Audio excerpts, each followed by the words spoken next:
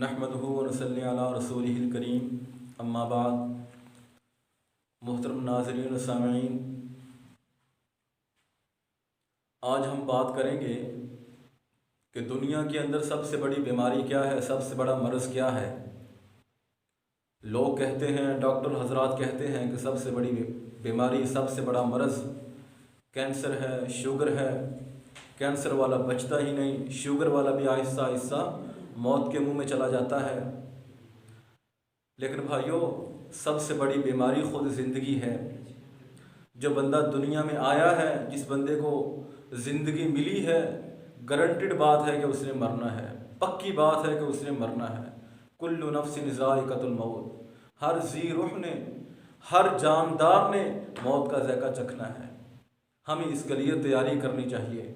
मौत के बाद वाले जो मरहले हैं, महशर, पुलसरात, हौज़े कौसर, मेज़ान और कब्र की घाटियाँ और कब्र के अंधेरे, इन सब के लिए हमें तैयारी करनी चाहिए, हमें कोशिश करनी चाहिए, हमें मेहनत करनी चाहिए। हमारा जो मकसद है वो सिर्फ़ दुनिया कमाना ना हो, बल्कि हमारी निगाहें, हमारी नज़रें जन्नत के ऊपर हों, आखरत के ऊपर हों।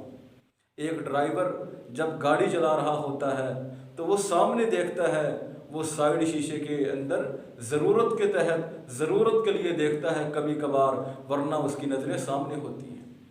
उस ड्राइवर की तरह हमारी नज़रें भी सामने होनी चाहिए, आखरत के ऊपर, जन्नत के ऊपर।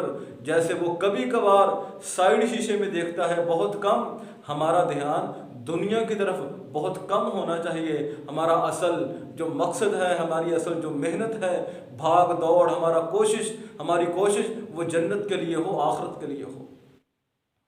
नबी सल्लल्लाहु अलैहि वसल्लम, आपके सहाबा और दुनिया के सारे मोमिन, दुनिया के सारे नेक लोग, उनकी नज़रें आखरत के ऊपर थी, दुनिया के ऊपर नहीं।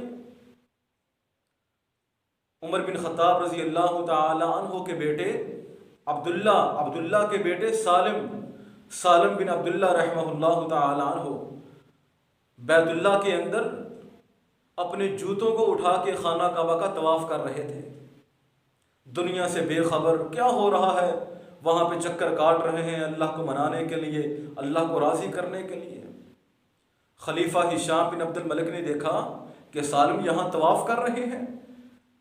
मुसलमानों का खलीफा, मुसलमानों का हुक्मरान, वो भाग के सालिम के पास आया और आके कहने लगा, आप मुझसे कुछ सवाल करें, मैं आपको कुछ दूँ, कुछ अता करूँ, मुझसे कुछ मांगे, मैं मुसलमानों का खलीफा हूँ। तो सालिम रहमहुल्लाह ताला अन्हु कहने लगे, मुझे शर्म आती है, मैं अल्लाह के घर में खड़े होकर किसी और से मांगूँ, खड़ा मैं अल्लाह के घर में हूँ, मांगूँ तुझसे, सवाल मैं तुमसे करूँ, ऐसा नहीं हो सकता। सालिम ने तवाफ़ मुकम्मल किया रहमहुल्लाह ताला अन्हु। वहाँ से बाहर निकले तो हिशाम पीछे आ गया, कहा अब तो हम अल्लाह के घर से बाहर आ गए हैं, तो चलो अब ही सवाल कर लो, अब मुझसे कुछ मांग लो। तो सालिम रहमहुल्लाह ताला अन्हु ने कहा, मैं सवाल तुमसे क्या करूं, दुनिया के बारे में या आखिरत की कोई चीज़ तुमसे मांगूं? तो हिशाम ने कहा, आखिरत की चीज़ तो मेरे बस में नहीं, मैं नहीं दे सकता।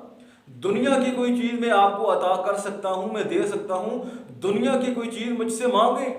तो सालिम ने कहा, मैंने दुनिया कभी उससे नहीं मांगी जिसकी ये दुनिया है, तुम्हारी तो ये है भी नहीं, मैं तुमसे कैसे मांगूं, मैं कैसे तुमसे सवाल करूं। सहाबा ताबईन वो कभी दुनिया का सवाल नहीं करते थे, दुनिया के पीछे पागल नहीं होते थे, दुनिया के पीछे अंधे नहीं होते थे, दुनिया के पीछे हलाल व हराम का वो जो तमीज़ है वो ख़त्म नहीं करते थे। उनकी नज़रें आखिरत के ऊपर होती थी। अल्लाह ताला ने फरमाया, बिस्मिल्लाहिर्रहमानिर्रहीम, अल्हाकुमुत तकासुर हत्ता ज़ुरतुमुल मकाबिर, कि लोगों, माल और दौलत के मुकाबलेबाजी ने तुम्हें हलाक कर दिया है।